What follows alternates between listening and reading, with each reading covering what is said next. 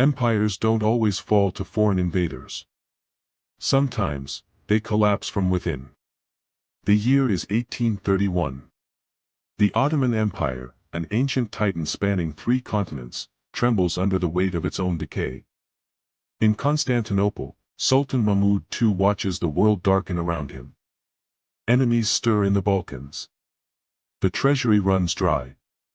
His navy lies in ruins. But the deadliest threat is not a foreign king. It is his own governor. Far to the south, in Egypt, land of the pharaohs, stands a man unlike any other. His name, Muhammad Ali Pasha. A former soldier, an outsider, an orphan of Albania, now ruler of Egypt. But he is no ordinary governor. For 30 years, he has reshaped Egypt with fire and will. He built factories to arm his soldiers, raised fleets that ruled the Nile, and formed a modern army, trained by French officers and led by his brilliant son, Ibrahim. Muhammad Ali did not rule like a servant of the Sultan.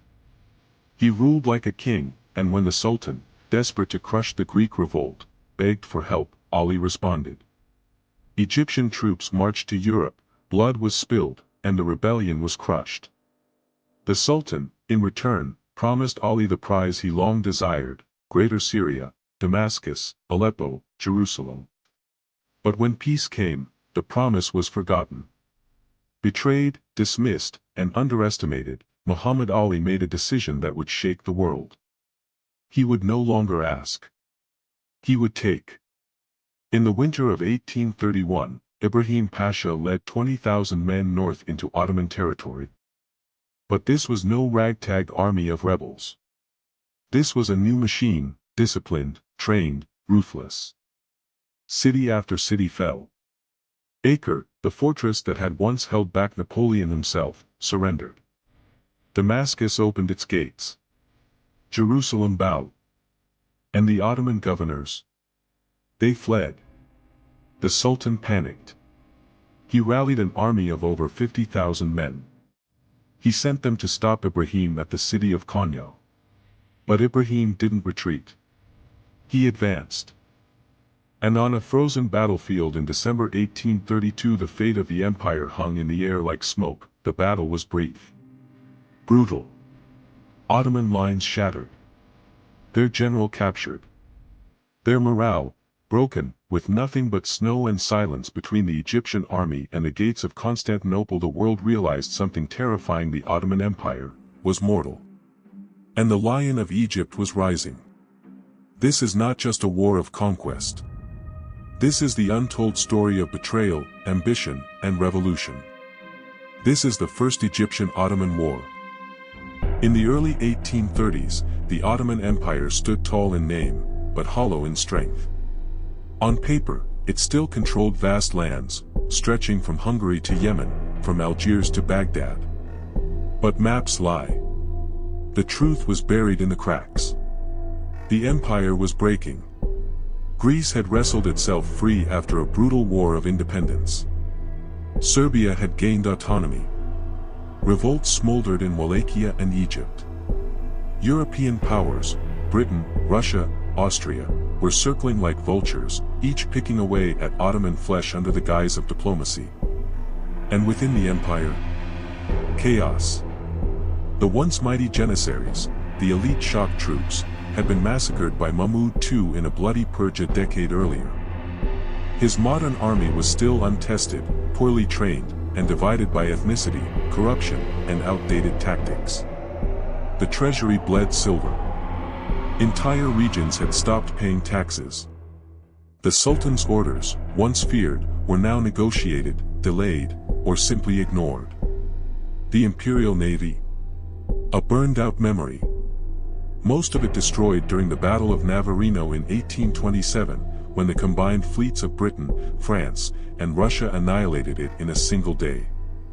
And Sultan Mahmud II sat at the center of this storm. A reformer in theory. A ruler under siege. He tried, he did. He issued decrees, imported European weapons, sent spies to the provinces, wrote letters thick with imperial warning. But paper cannot hold back the tide. especially when the storm rises from within. In Egypt, his nominal vassal, Muhammad Ali Pasha, had become more than a governor. He was building a state within a state. He reformed taxation, established cotton monopolies, built arms factories in Cairo and Alexandria, and conscripted thousands into his army. He opened military schools, hired French engineers, and trained his son Ibrahim to command with precision. His soldiers drilled like Prussians. His officers studied Napoleon.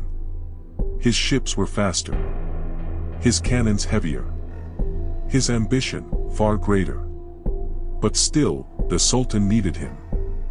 In 1825, when the Greeks declared independence, it was not an Ottoman army that led the charge, it was Ibrahim Pasha, marching with Egyptian legions into the Peloponnese. Victory came at a cost. And the cost was supposed to be paid in land. Mahmud had promised Muhammad Ali Greater Syria. It was the currency of loyalty. Damascus, Aleppo, Jerusalem. But after the smoke of war cleared, the promise disappeared. A classic Ottoman delay. Avoid. Stall. Distract. What the Sultan didn't see, what his advisors whispered too late, was that Egypt had changed. Muhammad Ali wasn't a man to be stalled. He was a lion caged. And by the time Constantinople realized it, Egypt was already marching north. He came to Egypt as an outsider.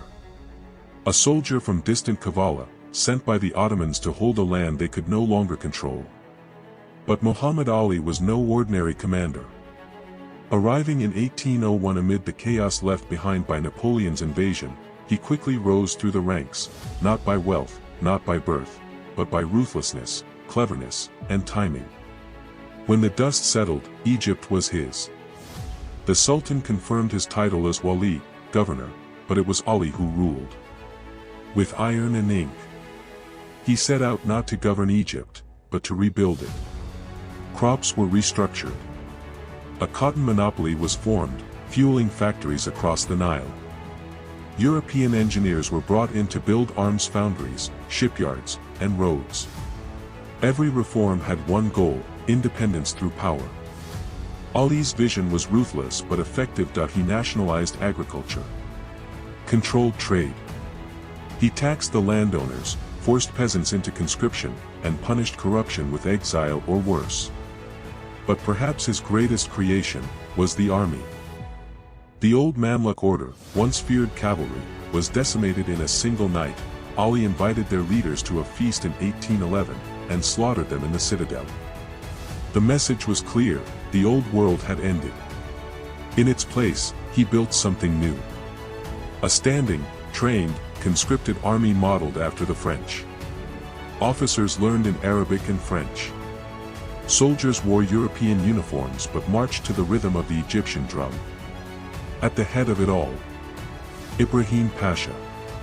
Trained since youth, battle-tested in Greece, fluent in the new ways of war.